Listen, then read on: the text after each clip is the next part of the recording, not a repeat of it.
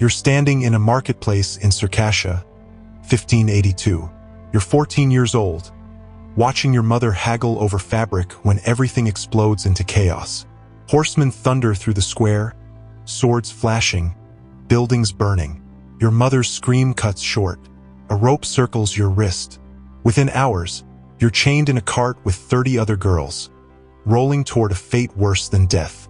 You're about to enter the most brutal system of sexual slavery the world has ever seen. A machine so efficient it consumed thousands of women and erased them without a trace. Welcome to the Ottoman Harem.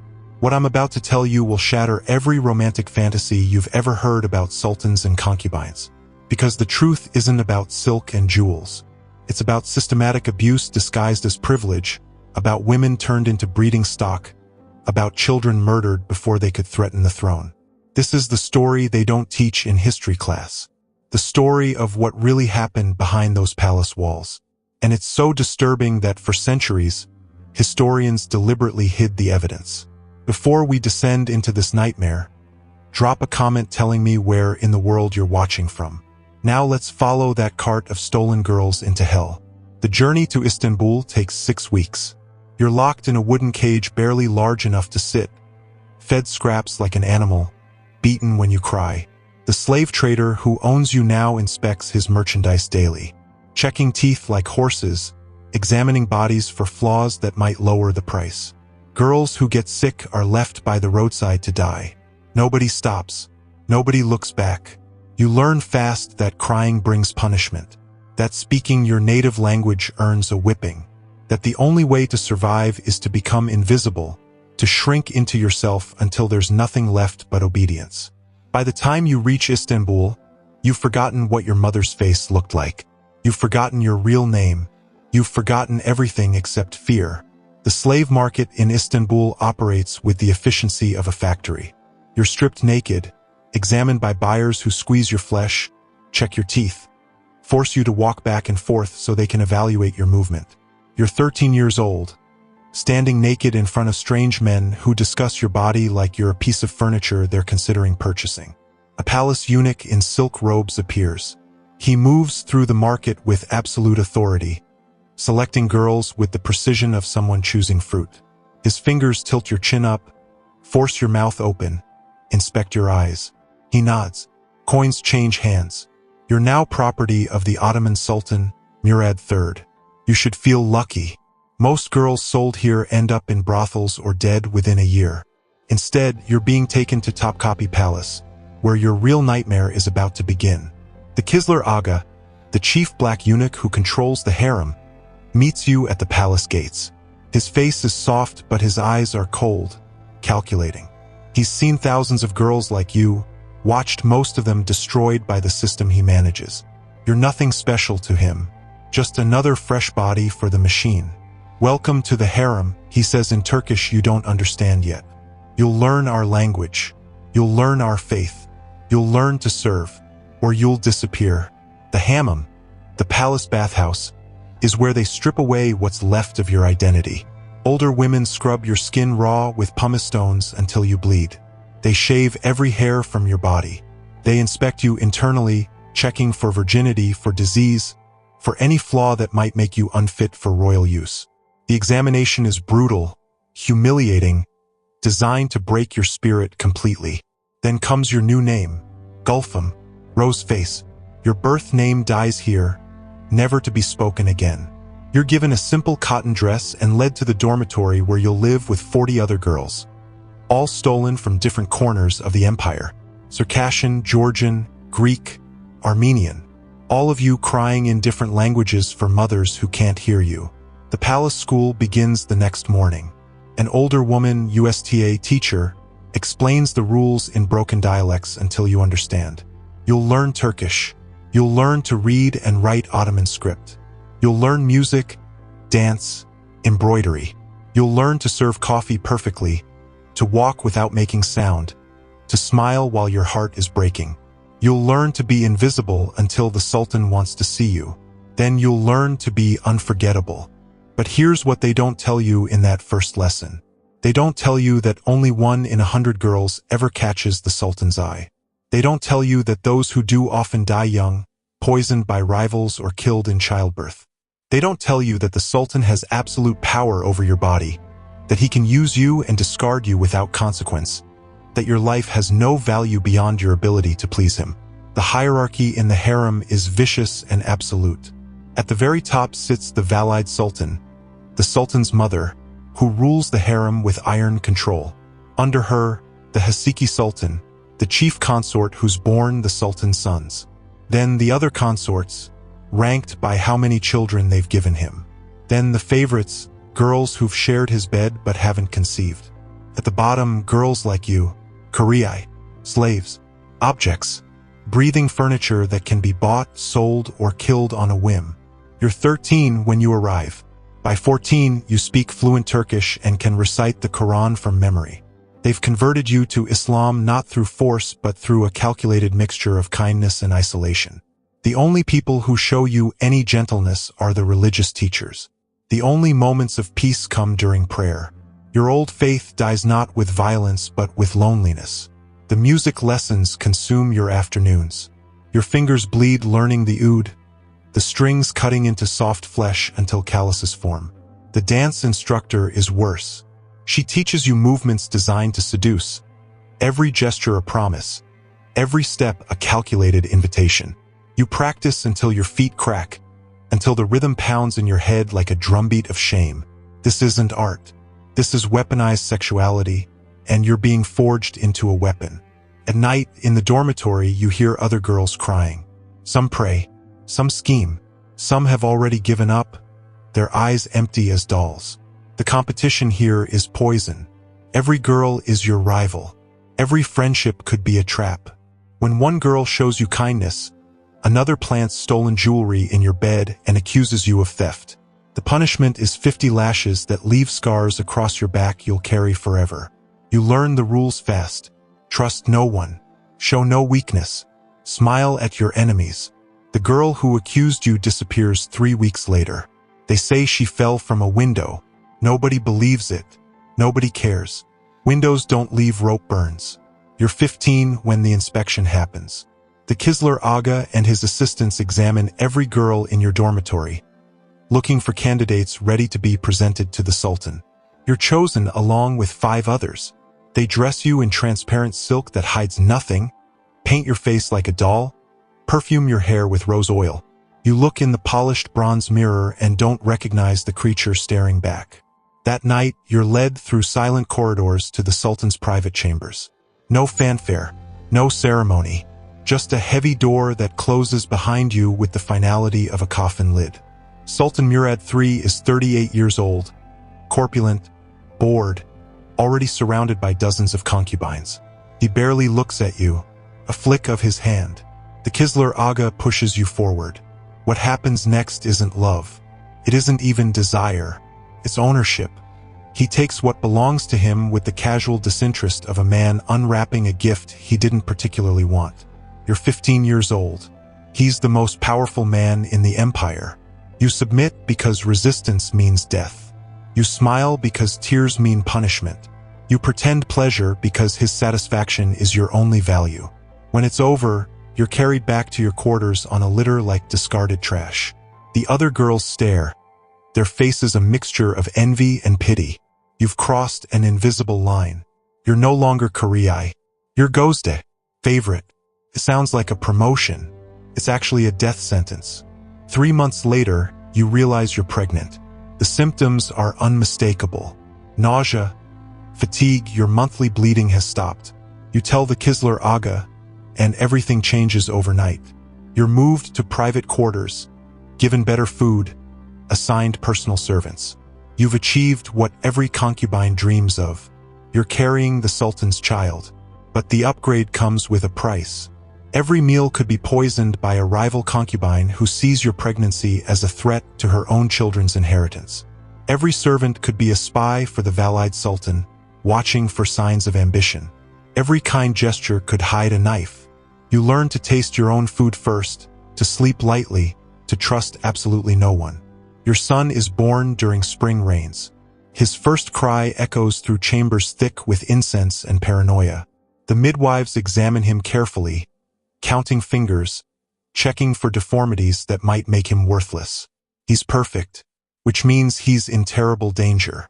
Sultan Murad visits to inspect his newest heir. He has 25 sons from different concubines. Your baby is just another pawn in an endless power game. The Sultan holds him briefly, grunts approval, leaves. You hold your son and understand with devastating clarity that you would kill entire kingdoms for this child, and that this empire might kill him before he reaches adulthood. Your status rises again. You're now Hasiki senior consort with your own apartments and household. The girl who was stolen from a marketplace now commands servants, controls budgets, wears jewels worth more than entire villages. But power in the harem isn't measured in silk and sapphires. It's measured in sons who survive. The real education begins now. The Valide Sultan, Nurbanu, summons you to her chambers. She's 60, ruthless, brilliant. She survived 4 decades in this palace by being smarter and more vicious than everyone around her. She studies you like a chess player evaluating a new piece on the board. Your son has potential, she says, which means he has enemies. Every other concubine with sons will see him as a threat. Every prince will see him as competition.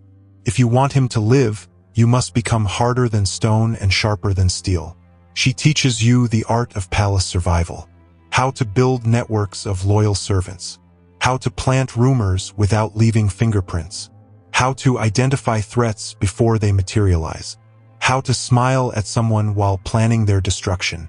The harem isn't just a collection of women waiting for the Sultan's attention.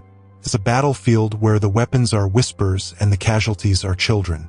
You learn fast because your son's life depends on it. When a rival concubine's servant offers you perfumed sweets, you feed them to a dog first. The dog dies convulsing within an hour. You have the servant quietly strangled and dump her body in the Bosphorus. Nobody asks questions. Nobody investigates. In the harem, murder isn't a crime. It's a survival skill. Your son grows clever and beautiful, showing intelligence that makes him both precious and doomed. In Ottoman succession law, there are no clear rules about which prince inherits the throne. It's not the oldest. It's whoever seizes power first when the Sultan dies, which means every prince is simultaneously heir and target. The other concubines watch your son with calculating eyes. Hasiki Safai, the Sultan's chief consort whose own sons are older, corners you in the gardens one afternoon. Her smile is poisonous honey. Your bastard will never wear the crown. She hisses. I'll see him strangled before he threatens my boys. You don't flinch. You've learned to wear masks. Touch my son and I'll personally feed your entrails to the palace cats. Then I'll do the same to every one of your children while you watch. It's not an empty threat. You've already identified which guards you can bribe, which servants owe you favors, which eunuchs fear you more than they fear her. You've become exactly what this place demands. A monster in silk. Your son turns 8. Old enough to be educated seriously, old enough to be seen as a real threat. You surround him with loyal food tasters, trusted guards, teachers you've personally vetted. You teach him to be suspicious of gifts, wary of strangers, paranoid about everyone including you. You're raising a child to survive in a den of vipers, and the saddest part is he's learning the lessons perfectly. January 16th, 1595. Sultan Murad III dies suddenly. His son Mehmed III inherits the throne. And Ottoman law has one clear tradition. To secure the succession, the new sultan executes all his brothers. Before dawn breaks over Istanbul, silk cords finish their work. 19 princes, your son's uncles, his half-brothers, boys ranging from age 5 to 25, all strangled by deaf mutes who can't report what they hear, all wrapped in linen and carried out like packages. The youngest was 5 years old. He died crying for his mother who couldn't save him. Your son survives because he's deemed too young to be a direct threat. For now. But you stand at your window watching them carry out 19 bodies, and you understand with perfect clarity. This will be your son's fate too. Maybe not today, maybe not this year, but eventually, some sultan will order his death, and no amount of scheming will stop it. The girl who herded goats is gone completely now. In her place stands something harder, colder, infinitely more dangerous. You've achieved power through your son, influence through your networks, respect through fear. Courtiers approach you with requests. Diplomats seek your favor. You've become invaluable to the new sultan as an advisor, a connection to his father's reign. But it's all built on sand. One wrong move, one failed scheme, one moment of vulnerability, and you'll be strangled like those 19 princes. Your son will die. Everything you've built will vanish like morning mist. So you make the hardest decision of your life. Your son is 13 when you begin planning his escape. Using your network of spies and bribed officials, you arrange for him to contract a serious illness requiring treatment outside the palace. The fever is real enough, carefully induced through measured doses of poison that won't kill but will convince doctors he needs specialized care. He's sent to a madris, a religious school outside Istanbul. There, while he supposedly recovers, you arrange his transformation. A merchant caravan needs educated men. Your son, using a false name and claiming to be an orphaned official's child, joins them. His royal education serves him perfectly. He can read maps, speak languages, handle accounts. He's 15 when he disappears into the dust of eastern trade routes, carrying your heart into exile. You never see him again. Letters occasionally arrive through trusted intermediaries, coded messages that tell you he's alive, moving through the empire's provinces, building a new identity far from Istanbul's deadly politics. Each letter is a knife in your chest and a prayer answered simultaneously. Years pass. You continue playing the palace game because stopping means death. You become an unofficial advisor to successive sultans, your knowledge of old secrets making you valuable. You never marry, never take another lover, never bear another child. Your entire existence narrows to survival and waiting for news of the son you saved by sending him away. At 52, the fever comes suddenly, burning through your body like wildfire. Palace physicians shake their heads. Even the most powerful women in the empire can't cheat death forever. You lie in your apartments surrounded by rose water and candlelight, servants whispering Quranic verses, your breathing growing shallow. Then footsteps echo in the corridor. Boots, not slippers. Male footsteps where no man except eunuchs should walk. Your maid whispers urgently to the guard outside your door. There's a man demanding to see her. He says he's her son. Through fever-hazed eyes, you see him, tall, broad-shouldered, wearing the uniform of a provincial governor. His face is weathered by desert campaigns, marked by scars you don't recognize. But the eyes, those are your eyes. He kneels beside your bed, and his voice is deeper now but carries the same stubborn tone you remember from childhood. You told me to trust no one, he says, taking your trembling hand. But I trusted you, and I survived. I made it back. Your fingers trace his face, finding features that blend his father's strength with your determination. Tears you haven't allowed yourself in decades finally fall. You lived, you whisper, that's all I ever wanted. He presses something small into your palm. A carved wooden goat, worn smooth by years of handling. The toy you gave him the night before he left. I carry your blood, he says. That makes me unbreakable. You close your eyes, finally unafraid. Your last thought isn't of the life stolen from you, the childhood erased, the decades of fear and scheming. It's of the legacy you forged in fire and silk. A son who survived the most brutal system in history.